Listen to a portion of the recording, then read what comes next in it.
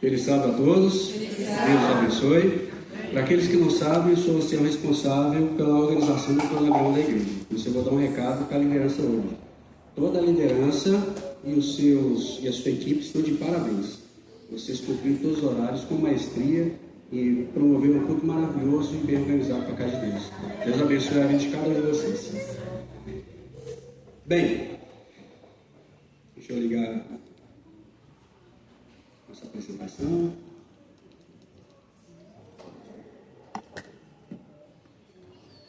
Deus não fica em dívida com alguém.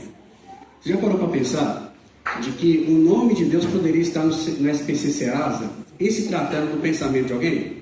E tem pessoas que acham que Deus está em dívida, né, com ele. Porque você orou, pediu, implorou e Deus não fez isso ou aquilo que você esperava que ele fizesse. Será que o nome de Deus vai para o SPC Serasa? Será que Deus fica em dívida com alguém? Hoje nós vamos ver que Deus não fica em dívida com alguém.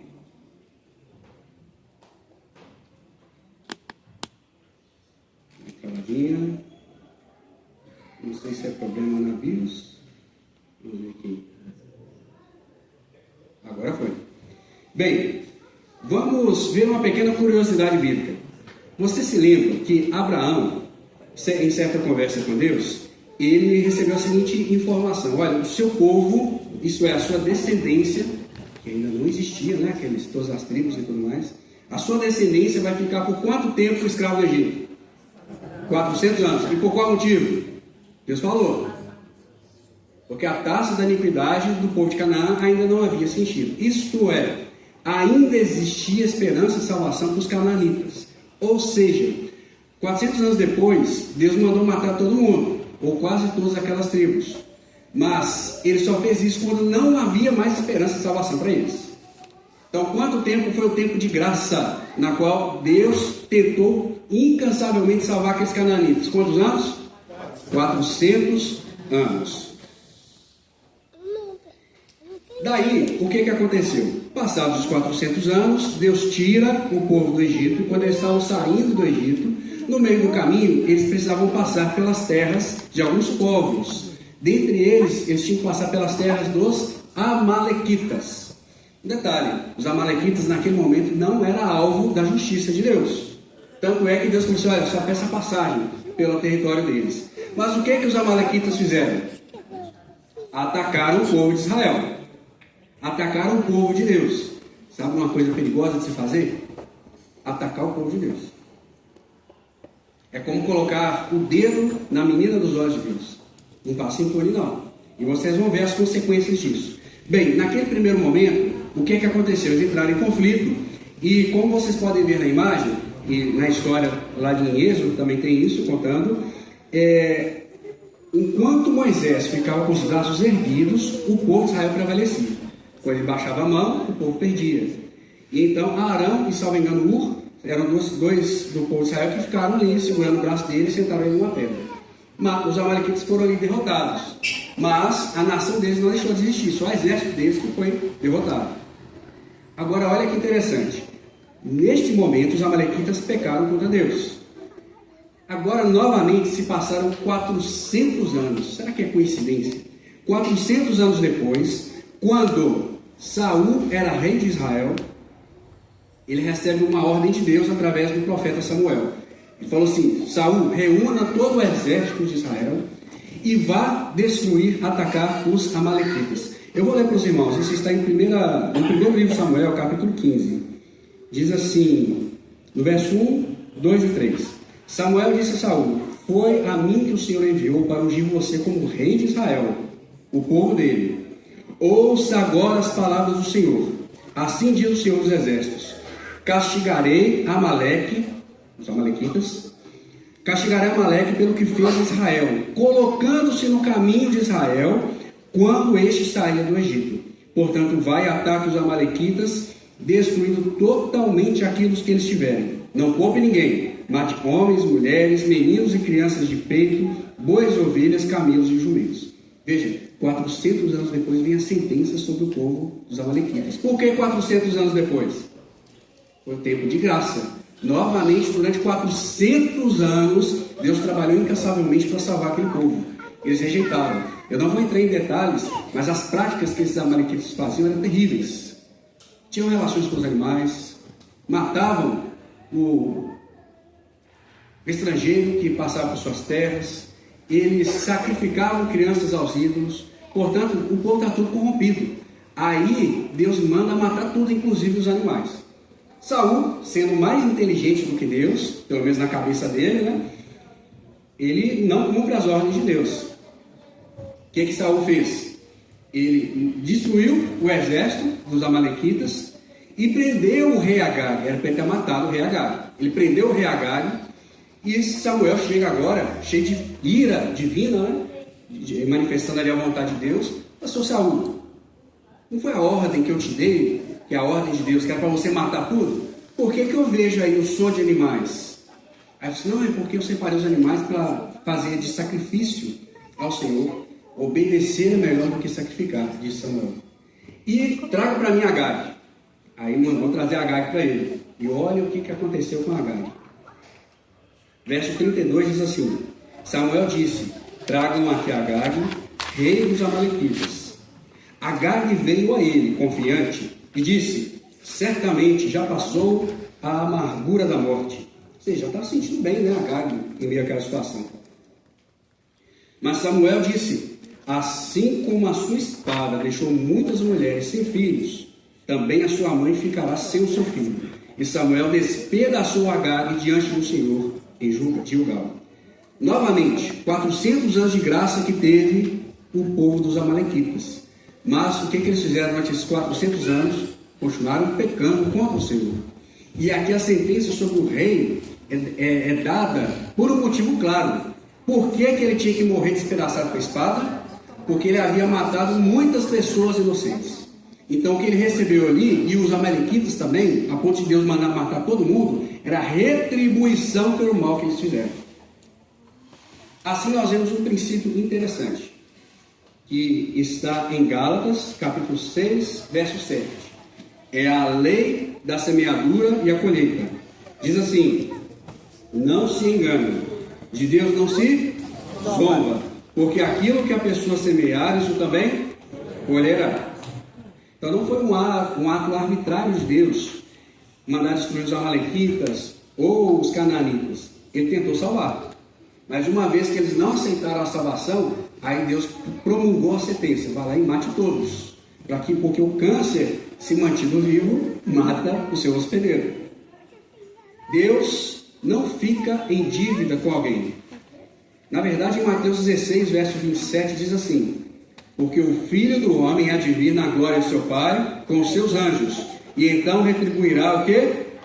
A cada um conforme as suas obras. Não, espera aí. Então vamos entender uma coisa. A salvação é pela fé ou pelas obras? Pela fé. Então por que eu vou ser retribuído não pela fé? Porque aqui não fala que eu vou ser retribuído pela fé. Vou ser retribuído pelas minhas obras. Então qual que é o papel das obras, se é que tem algum papel no plano de salvação? É mais simples do que parece. Uma vez que eu de fato tenho aceitado a salvação em Cristo, eu vou sair matando, mentindo, roubando as outras pessoas? Não, porque eu aceitei a Cristo, certo? Se a minha crença, a minha fé é verdadeira, eu vou produzir bons frutos ou maus frutos? Bons frutos. Então, as boas obras são testemunho de que minha fé é verdadeira. E se minha fé é verdadeira, a graça de Cristo cobre os meus pecados. Certo? Mas se a minha fé não é verdadeira, aí nós temos um problema sério. E nós vamos entender um pouco mais acerca disso nos próximos temas. Então, essa afirmação que Jesus falou sobre retribuir a cada um sobre as suas obras, não só em Mateus 16, 27 acontece, mas acontece também em Romanos 2, verso 6 e em Apocalipse 22, 12. Então a Bíblia é enfática.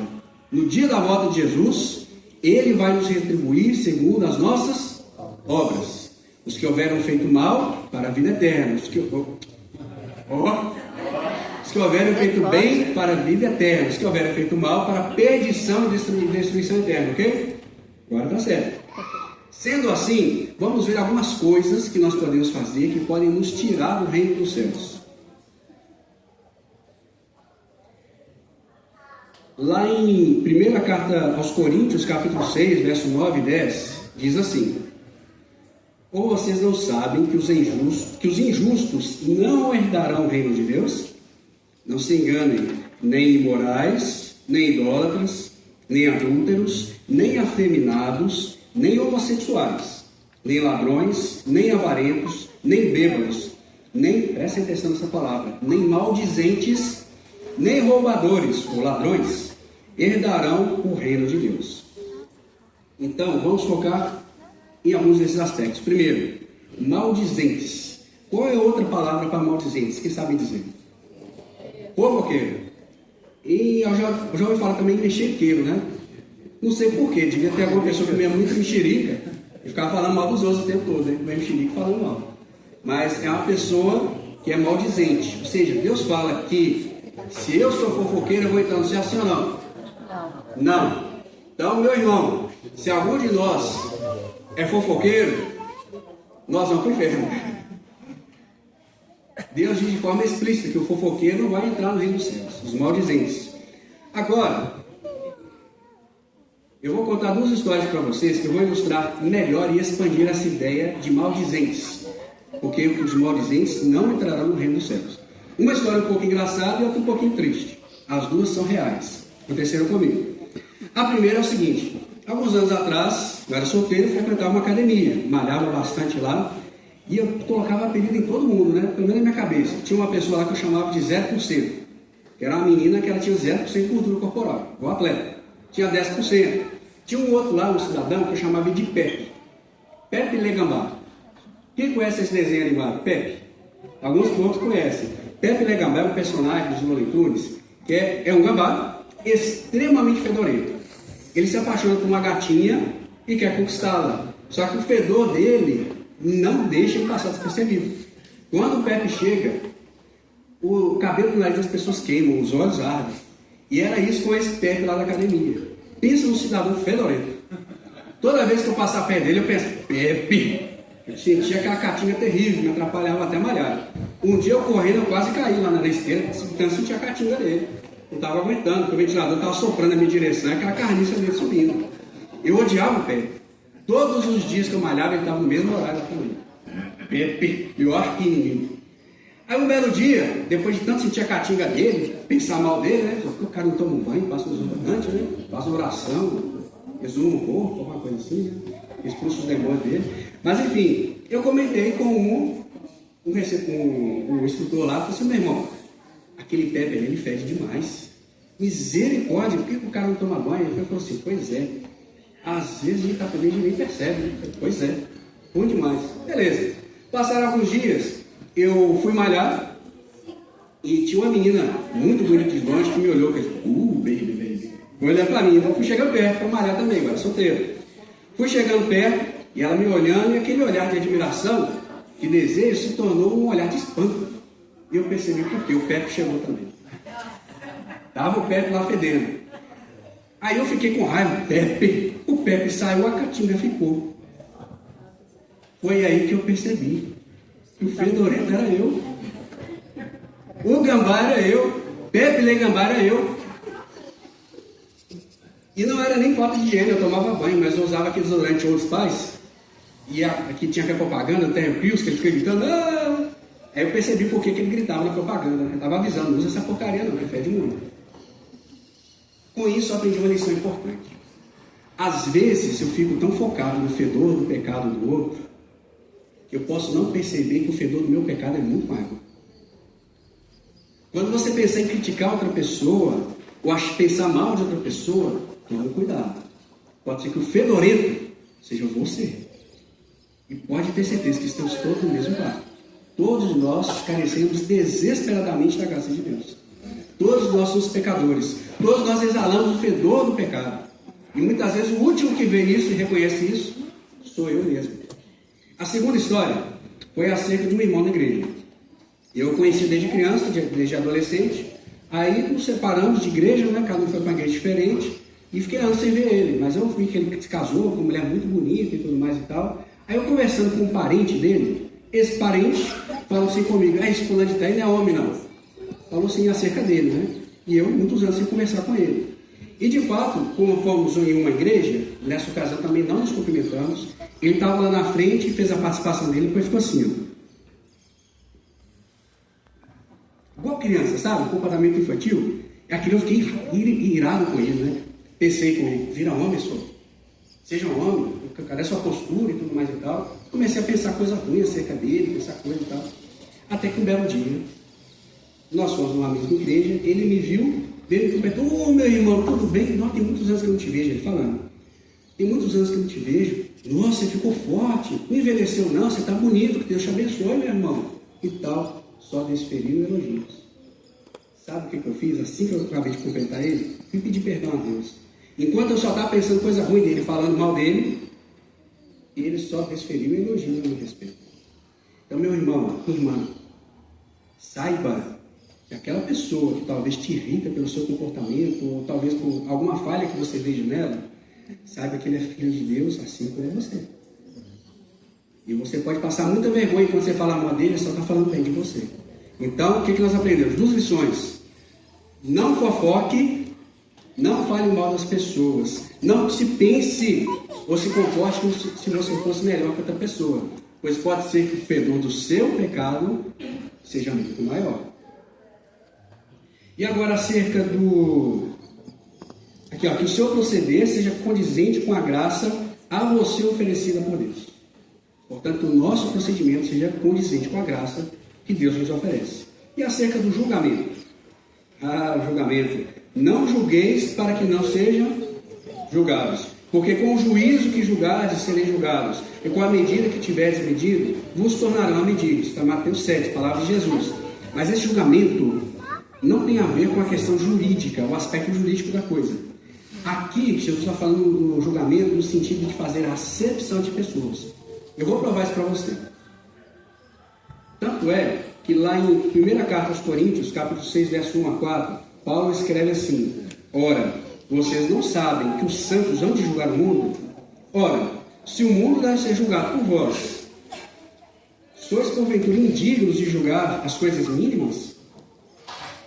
Não, vocês não sabem que vocês vão julgar os anjos, quanto mais as coisas pertencentes a essa vida. Então, Paulo deixa claro aqui que a igreja, ela pode e deve julgar naquela questão de que está certo ou errado, questões judiciais, no aspecto jurídico da coisa.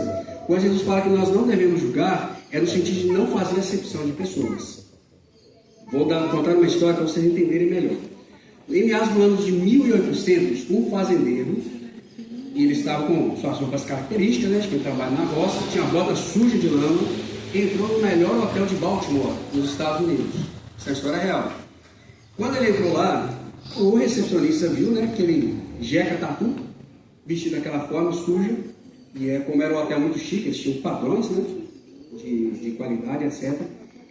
Quando o fazendeiro chegou perto, na recepção, ele olhou, o recepcionista olhou o fazendeiro de cima a baixo, falou assim: senhor, eu sinto muito, mas não temos vaga disponível no hotel. Esse fazendeiro, percebendo que ele estava sendo discriminado, ele só falou assim: tudo bem, muito obrigado, sai. Uma pessoa que viu o ocorrido foi até ele: meu irmão, você sabe quem que era aquele que você mandou embora agora?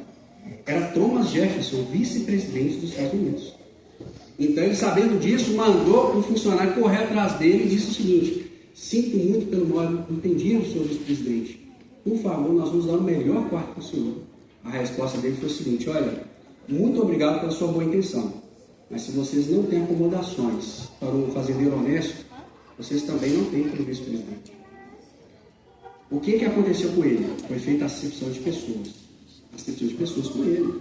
É justamente isso que não devemos fazer: julgar as pessoas pela aparência, pelas suas dificuldades, pelas suas necessidades.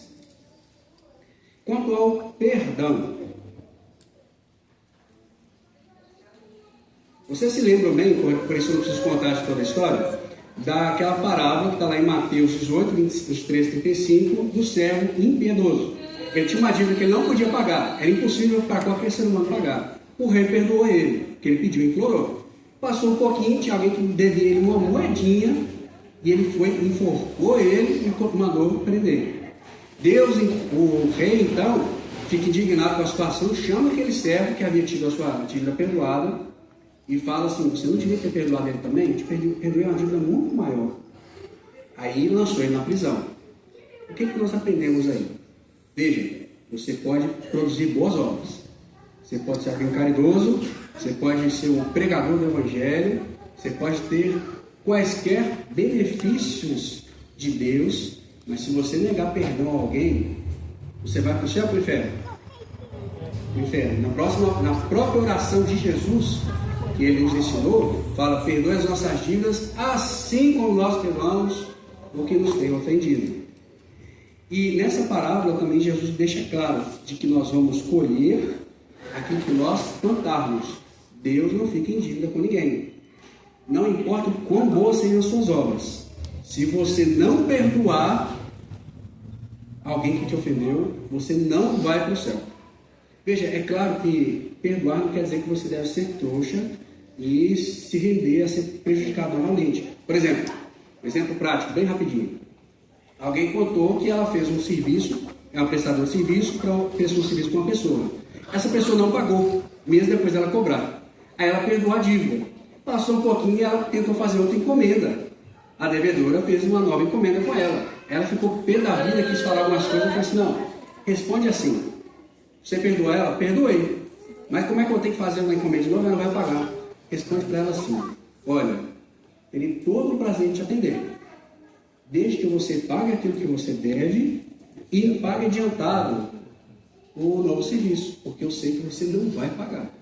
Pronto, simples assim. Você perdoou a culpa dela. A dívida ainda existe, né? Questão financeira, no aspecto humano. O que eu quero dizer com isso?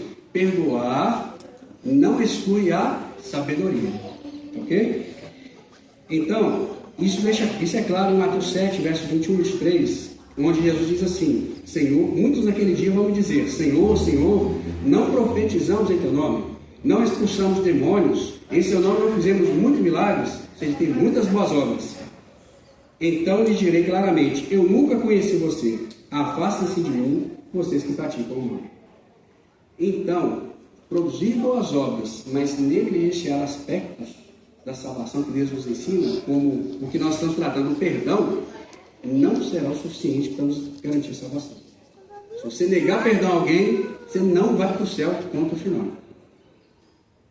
A perspectiva divina. Veja, em meio a tudo isso que eu estou falando, é uma boa notícia. Nós temos um ladrão lá na cruz, ele não praticou boas obras, mas irá para o céu. Ele foi perdoado. Se tivesse descido da cruz, teria produzido boas obras, porque a salvação dele foi efetivada. Mas é bem verdade que as nossas más obras, elas podem ser cobertas pelo sangue de Cristo. Ele pode perdoar os nossos pecados e nos dar uma ficha em branco para eu agora produzir o bom fruto. Em Lucas 9, 23, Jesus diz: se alguém quer vir após mim, negue a si mesmo dia a dia, tome a sua cruz e siga-me. E algo que me deixou perplexo certa vez foi aquilo que está escrito em 2 carta a Timóteo, capítulo 2, versos 12 a 13, onde diz assim: fiel é essa palavra, se já morremos com ele, também viveremos com ele. Se perseveramos, também com ele reinaremos. Se o negarmos, o que ele faz? Também nos negará. Então Deus é recíproco aí, né? Se a gente negar a Deus, ele também vai nos negar. Eu acabei de ler lá em Mateus. Aí a primeira vez que eu li o verso seguinte, eu fiquei confuso, porque fala assim: se somos infiéis, ele permanece o quê? Fiel. Mas espera aí, se eu sou infiel, ainda assim Deus permanece fiel a mim, mesmo eu não merecendo? Porque ele não pode negar a si mesmo. Deus fez promessas para mim e para você. Mesmo quando somos infiéis, pela promessa dele, pela palavra dele, pelo caráter dele, ele vai fazer de tudo para cumprir a promessa. Claro que existem situações específicas e requisitos para certas promessas, mas vocês vão entender o que eu quero dizer. Quando Deus não faz sentido. Certa vez, veio um pregador na igreja, um jovem pregador, e começou a dar o seu testemunho. Com muitas lágrimas nos olhos, ele contava a sua história de conversão, o quanto ele tinha sofrido na vida dele. E a história de sofrimento dele foi mais ou menos a seguinte: eu frequentava a faculdade e estava bebendo com meus amigos. É um belo dia, quando eu saí para beber com meus amigos, ele já era cristão, já era adventista, né? E ele saiu, mesmo assim estava saindo para beber. Quando saiu para beber, no meio do caminho, sentiu o Espírito tocando no coração dele, se arrependeu e voltou para os caminhos de Deus. E falou isso com Deus. Eu não sei quanto a você, mas eu me senti um pouco insultado. E eu vou explicar por quê. Talvez haja aqui, que assim como eu, conhece o verdadeiro significado de sofrimento, de perplexidade, de frustração. Quando você faz tudo certo e só dá coisa errada na sua vida. Quando você vê sem fazer nada, a desgraça te procura e a má sorte te persegue. Quando você já foi testado a sua vida inteira e enfrentou sofrimentos sem fim. Sabe, eu já contei para boa parte dos irmãos aqui. Eu já tive esse braço arrancado. Ele saiu daqui e veio parar aqui. Já destruí toda a frente de um carro com o joelho direito. Já passei fome, sede, já sofri a dor da traição, do abandono e da rejeição. Jesus também foi traído, Jesus também sofreu. Na verdade, ele sofreu bem mais, né? Mas nós vamos chegar lá. Eu, certa vez, sofri um acidente, quebrei a base do dedo, tive que fazer a cirurgia. Aplicaram anestesia e colocaram 2 pregos desse tamanho de platina atravessando a minha mão. O pós-operatório, na hora que passou o efeito da anestesia, foi terrível. A dor insuportável. Aí alguém do meu trabalho viu e disse assim: agora você sabe que é 1% da dor que Jesus sofreu. Porque se eu com anestesia já sofri uma dor tremenda, imagine Jesus com um prego enferrujado atravessando a mão dele inteira. E sabe, muitas vezes eu orei e parecia que as minhas orações não passavam do teto, durante anos. E eu vejo um pirralho lá na frente contando a sua trágica história de conversão. Eu fiquei indignado, porque é muito fácil para mim, que não conheço a sua história de vida, o seu sofrimento, falar para você que vai ficar tudo bem. É muito fácil para mim falar para você que Deus é fiel, quando você orou e parece que Deus não é fiel, quando você clamou e Deus não ouviu. Sejamos verdadeiros aqui. Muitos de nós, em alguns momentos, têm perplexidades com Deus, onde Deus aparentemente faz tudo o contrário do que Ele prometeu para você. E sabe, eu escutando aquele testemunho dele, desse pregador, eu me senti insultado. Mas eu quero que você preste atenção nas minhas palavras hoje. Assim como talvez alguns de vocês, eu conheço o verdadeiro significado do sofrimento. Sofri, eu tenho muitas experiências, isso aqui é 1% do que eu vivi até hoje. E eu aprendi e eu vivi de forma clara o que é atravessar o vale da sombra da morte. Sabe, Jesus, ele passou por muito mais que isso. Lembram-se de quando ele estava na cruz e ele clamou: ele ria, lema sabatani. Deus meu, por que me desamparaste? Por que ele falou isso? Porque o Pai separou-se dele. Era preciso que Jesus sofresse a eterna separação de Deus, do Pai, porque era essa a nossa culpa. O pecado nos promove de total separação de Deus. Então, naquele momento, o Pai se separou dele. E um dos maiores motivos dele ter morrido tão rápido foi a agonia, a angústia profunda que ele sentiu de se separar do único ser que ele esteve junto por toda a eternidade. A dor de Jesus foi terrível. E sabe, no meio de tudo isso que eu sofri, eu quero dar um testemunho para vocês.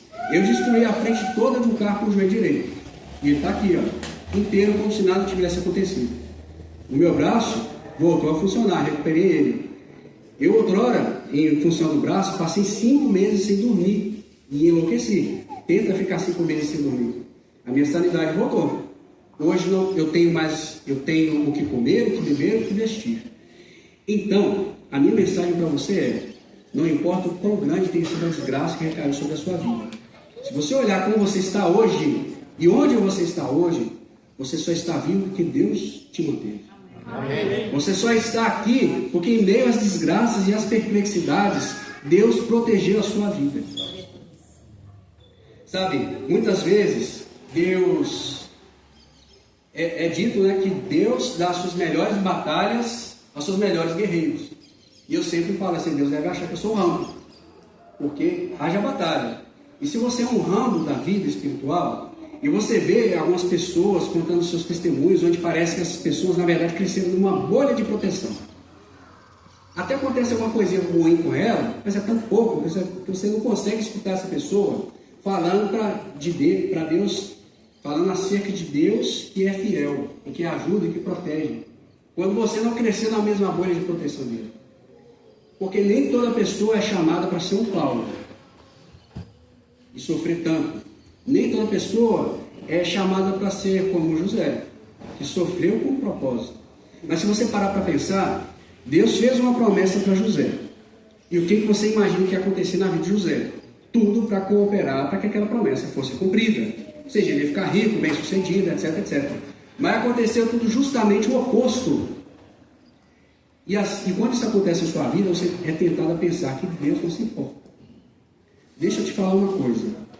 Mesmo através das desgraças e do vale da sombra da morte, todas as experiências ruins que você tem vivido, essa má sorte, esse possível abandono de Deus, tudo está cooperando para o cumprimento da promessa de Deus em sua vida. Tudo que você precisa é permanecer fiel ao Senhor, mesmo que não faça sentido. Jesus, muitas vezes de propósito, em meio à tempestade, ele dorme no barco.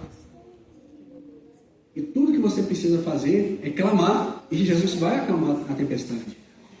Outras vezes, eu não sei por que aconteceu. Voltou.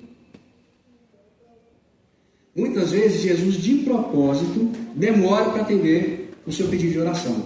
Lázaro, não precisa entrar em detalhes, todos conhecem. Lázaro estava doente e estava prestes a morrer. Jesus recebe a notícia, ele se importava com Lázaro. Jesus estava em Jerusalém, Lázaro estava em Betânia. E agora eu vou passar uma informação importante para vocês. Prestem atenção. Jesus de propósito demora para poder ir atender e curar Lázaro. De propósito. Quando ele chega a Betânia, ele chega quando Lázaro já está morto há quantos dias? 4 dias. Vocês já pararam para pesquisar o significado dos nomes em toda a história da Bíblia que você lê? Se você não fez isso, faça. Você vai descobrir verdades ocultas na Bíblia. Por exemplo, Jerusalém significa cidade da paz. E Jesus estava lá. Jesus sai da cidade da paz e vai a Betânia. Betânia significa casa da aflição ou casa dos filhos. Então Jesus sai da cidade da paz, onde ele estava, e vai até a casa da aflição.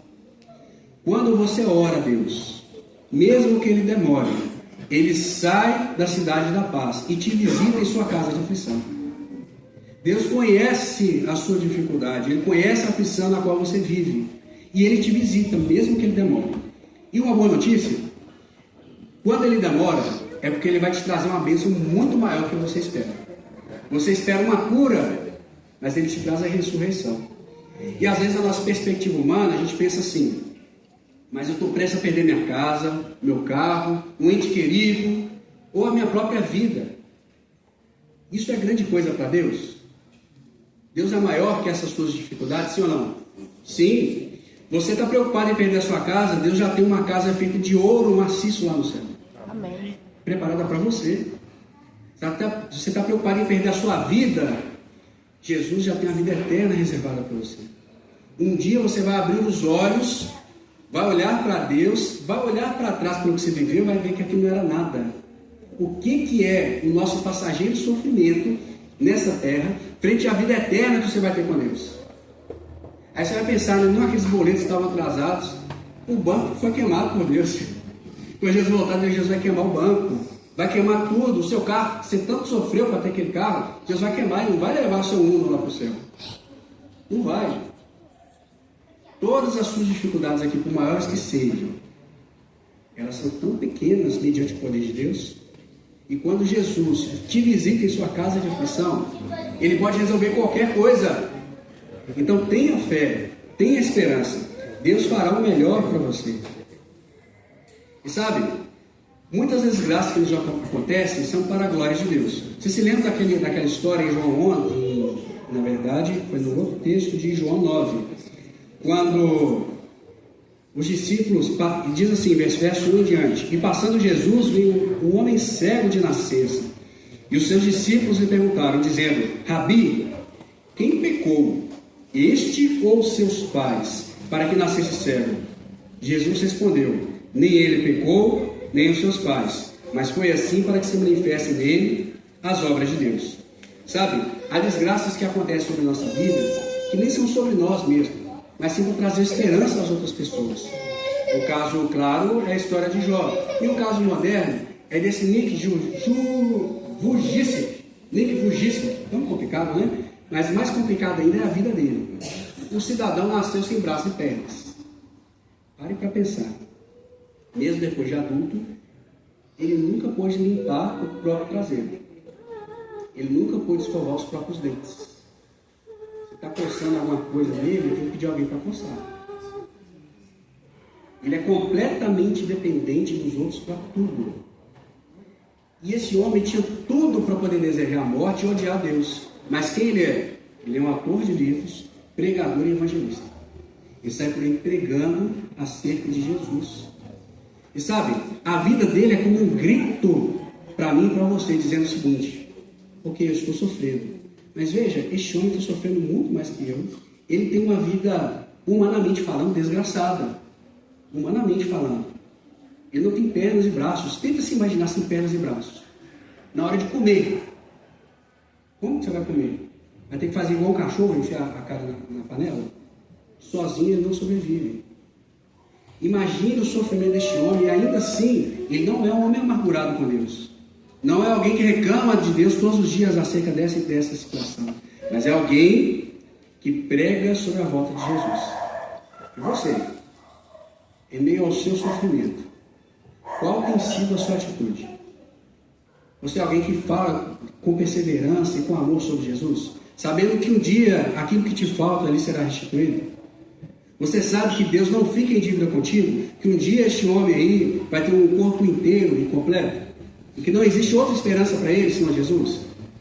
Eu sei que o sofrimento de outra pessoa não ameniza o seu sofrimento, mas eu quero te chamar para uma perspectiva nova, de que há outras pessoas que sofrem mais do que você e ainda assim tem esperança.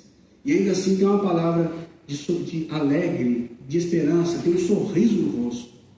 Não é fácil. Eu sei que não é fácil para ninguém.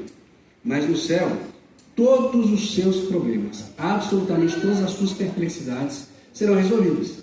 E a boa notícia é que o máximo que você vai ter que esperar é uma vida. Geralmente, sei lá, 100 anos, se você viver mais que isso, é muito. E nisso, nós vamos falar agora partindo para a parte final. Deus sempre cumpre as suas promessas. Ele não fica em dívida com ninguém. Vamos ver, por exemplo, a história de Agar.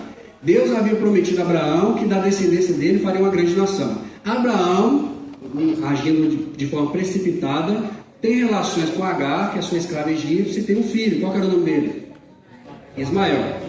Ismael era filho de Abraão, sim ou não? Era filho da promessa? Não. Então, mais para frente, nasce quem? Isaac. Deus vai e fala assim: olha, o filho da promessa, o meu povo, será através de Isaac. Mas Deus é tão fiel às suas promessas, que ele havia feito a Abraão, falando que a descendência dele seria uma grande nação, que em função de ter nascido Ismael, Deus também cumpriu a promessa em Ismael. Olha que curiosidade bacana. Quantas tribos descenderam de Isaac? 12 tribos, né? Que é os 12 filhos de Jacó. Quantas tribos descenderam de Ismael? 12. E Deus falou que faria isso acerca de Ismael. Lá em Gênesis 21, verso 13, diz assim: mas também o filho dessa serva farei uma nação, porquanto é tua descendência. Meus irmãos, Deus é tão fiel, que mesmo quando a gente erra, Deus cumpre a promessa dele. Quando somos infiéis, Deus ainda é fiel. Acerca da história de Davi havia sido prometido que seria rei, e demorou bastante tempo, né? Mas ele conseguiu finalmente se tornar rei de Judá, e alguns anos depois foi feito rei de Israel. Depois que isso aconteceu, ele construiu um palácio para si, fantástico. Ele tinha grande abundância de ouro, de metais preciosos, de madeira, do cedro do Líbano, etc. Ou seja, o palácio dele era algo fantástico, algo de você ficar boca aberta. Eu não sei quanto a você, mas eu nunca entrei numa casa que era cheia de ouro para qualquer canto. Mas a casa dele, o palácio dele era fantástico. Ele tinha toneladas e mais toneladas de ouro consigo. Se você ler a história lá nas crônicas e no livro 6, você vai ver isso. E ainda assim, a Arca da Aliança ficava onde? numa tenda. Então Davi vendo aquela disparidade, assim, eu que sou humano, tenho um palácio desse, vou deixar Deus numa tenda, e ele decide fazer uma casa para Deus, construir um templo. Resumindo essa parte da história, Natan vai lá e fala assim: não, Davi, Deus falou que você não vai construir uma casa para ele. Deus é que vai construir uma casa para você. Ele diz assim: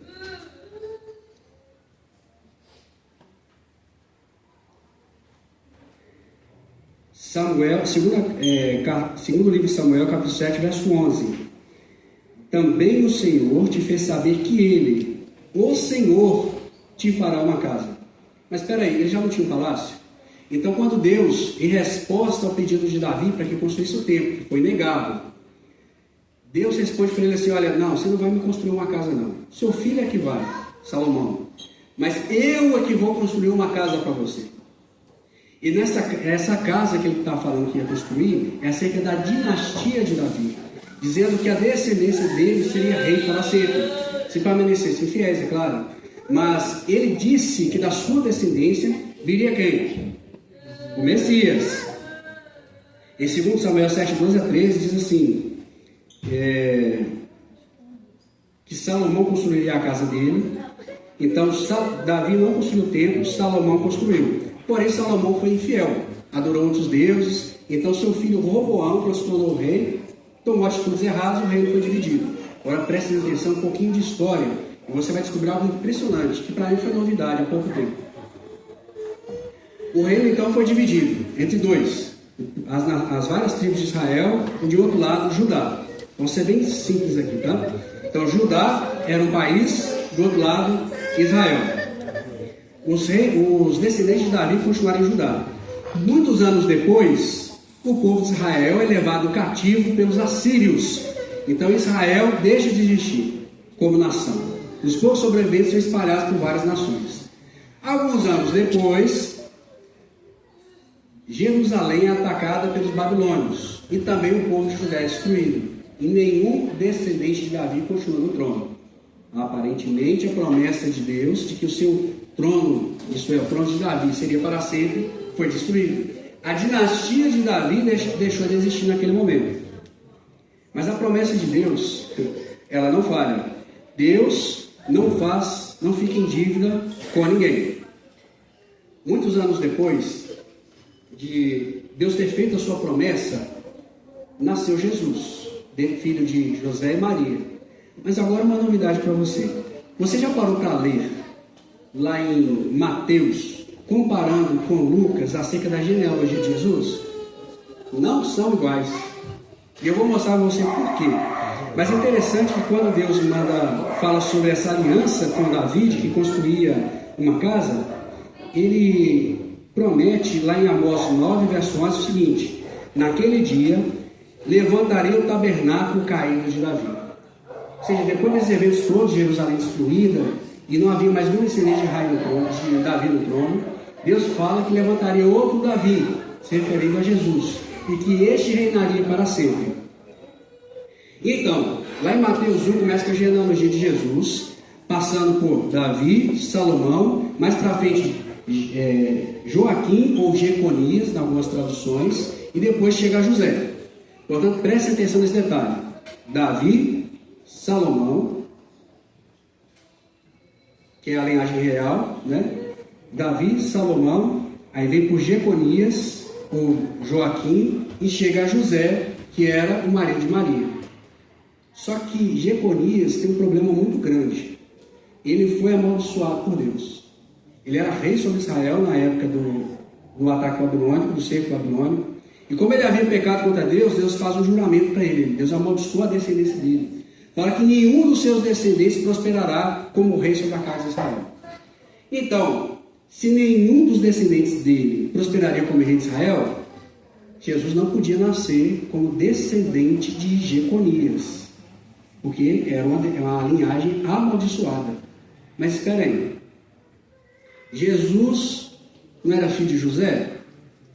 Legalmente sim, biologicamente sim ou não? Um belo dia simplesmente ficou sabendo que a Maria estava grávida.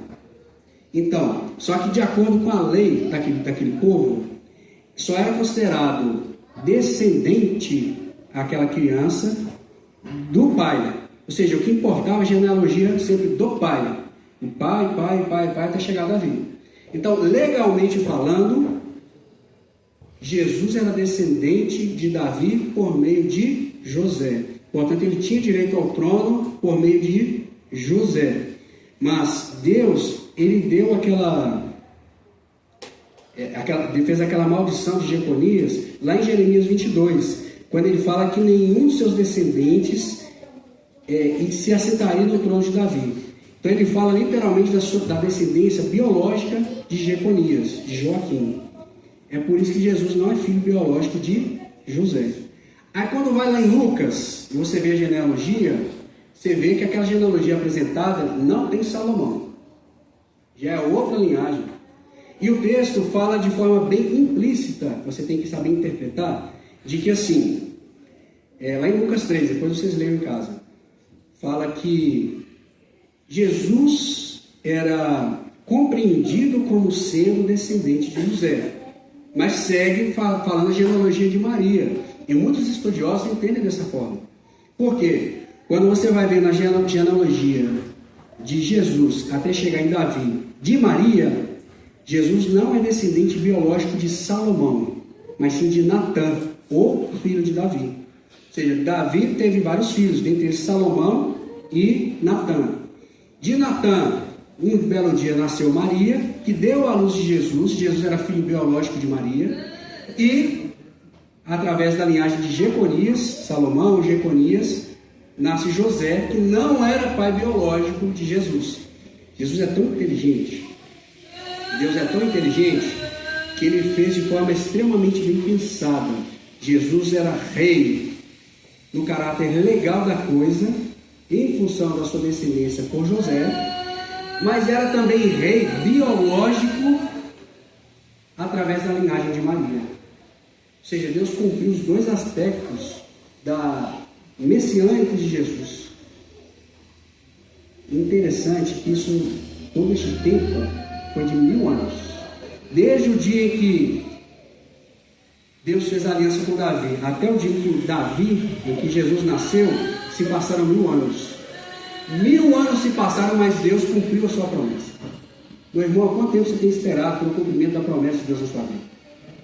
Mesmo que você morra, Deus é fiel, Ele vai cumprir sua promessa. Para encerrar, um último pensamento. O que falta?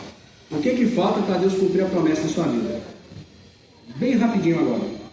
Você se lembra da história de Elias? Elias orou para que não chovesse. Por quanto tempo não choveu? 3 anos e meio. Esse tempo não é à toa. Várias vezes isso se repete na Bíblia. Por quanto tempo foi o ministério de Jesus? Desde o dia que ele foi batizado até o dia que foi crucificado? 3 anos e meio. O período pelo qual o povo de Deus sofria perseguição após Jesus ressuscitar e ir para o céu era de 1260 dias, que era em profecia equivalente a 3 anos e meio. Lá em Daniel fala 1 tempo e 2 tempos e metade de um tempo. 3 anos e meio, que em profecia simbolizam anos, e portanto era 1260 anos. Então esse período que acontece também em Elias, que por 3 anos e meio não choveu, tem um significado muito profundo, e você vai entender aqui. E por que Elias orou para não chover? Quem sabe dizer? Porque o povo estava mergulhado em idolatria. O povo adorava falsos deuses. Passados 3 anos e meio, ele recebe a ordem para poder orar para que chovesse. O que mudou para que ele orasse para que chovesse? O povo abandonou a idolatria, porque houve aquele evento lá no Monte Carmelo, onde foram mortos os falsos profetas, e o povo declarou de fato: Yahvé é o Senhor, Deus é o Senhor. Então deixa eu te trazer uma mensagem importante hoje. Pode ser que o tempo de seca na sua vida, onde não chove bênçãos, não chove cura, não chove restauração, não chove o Espírito de Deus, que você sabe que a chuva é símbolo do Espírito de Deus na Bíblia, pode ser que isso esteja acontecendo porque nós tenhamos Deus em nossas vidas. Deus não é a prioridade do nosso coração, no nosso procedimento, na organização do nosso tempo. Pode ser que nós estejamos adorando a falsos deuses. E só quando nós reconhecemos a Deus como o único Deus e Senhor, é que Deus vai fazer chover. Meu irmão, o que você está esperando para consagrar a sua vida ao Senhor hoje? Quando é que você vai deixar os falsos deuses na sua vida? Seja quais forem. Talvez a busca por tanta riqueza, ou simplesmente você não dedica tempo a Deus, mas a si mesmo, você é seu próprio Deus. O que é que te falta para você reconhecer que Deus é o Senhor, para que Elias ore e que venha chuva de bênção na sua vida? Eu oro para que esse dia seja hoje. Eu quero convidar você, que conhece o real significado de sofrimento, para poder conversar com Deus acerca das suas perplexidades. Fique de pé, eu quero orar por você. Já quanto a você, que tão somente quer reconsagrar sua vida ao Senhor, entendendo que há muito que nós podemos deixar para que venha de fato a chuva de bênção de Deus em nossa vida, fique de pé, eu quero orar por você. Sabe, Deus quer derramar o Espírito sobre nós, mas isso só vai acontecer quando nós declararmos com ações e com palavras que Deus é o Senhor. Deus não vai ficar em dívida contigo. Deus vai cumprir suas promessas e vai te trazer a bênção que você tanto precisa. Amém. Então somente persevere e seja fiel. Mesmo que 1000 anos se passem, Deus vai cumprir a promessa, porque Ele não fica em dívida com alguém. Vamos orar? Santo Deus, obrigado por todo o bem que o Senhor nos tem feito.